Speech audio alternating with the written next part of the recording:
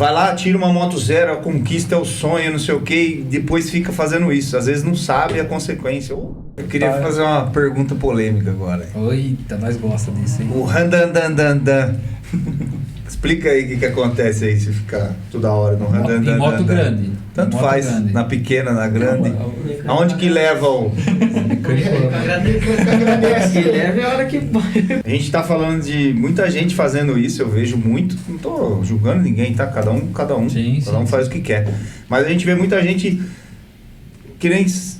vai lá, tira uma moto zero, a conquista é o sonho, não sei o que, e depois fica fazendo isso. Às vezes não sabe a consequência. Ou os que sabem O cara também. acha Da hora que legal, cada um faz o que aí, quer. né? Vamos fazer. Só que às vezes a pessoa faz por fazer, porque todo mundo tá fazendo. Então eu queria que vocês que entendem mais que a gente aí, passa uma visão aí pra quem às vezes ainda não sabe, né?